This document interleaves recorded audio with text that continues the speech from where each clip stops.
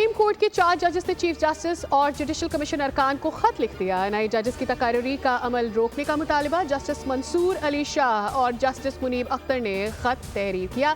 खत पर जस्टिस आयशा मलिक और जस्टिस अतर मिनल्ला के दस्तखत भी मौजूद हैं। लाहौर हाई कोर्ट में एक जज 15वें नंबर पर था। इस्लामाबाद तबादले के बाद सुप्रीम कोर्ट के लिए अहल कैसे हो गया, खत का मतलब।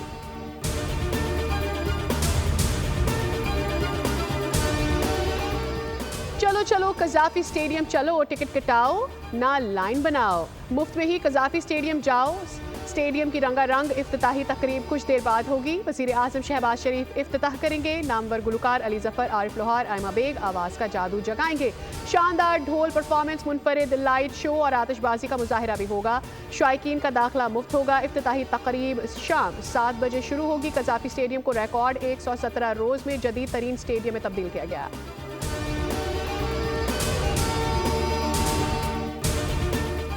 शहर कायद की सड़कों पर अंधाधुंध चलने वाले हैवी ट्रैफिक ने एक और शख्स की जान ले ली। शेरशाह गुलबाई के करीब टैंकर ने शहरी को कुचल डाला।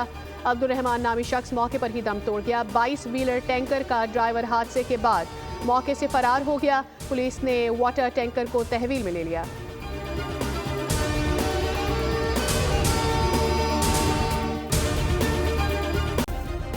सब्सक्राइब करें और बेल दबाएं ताकि कोई खबर रह न जाए।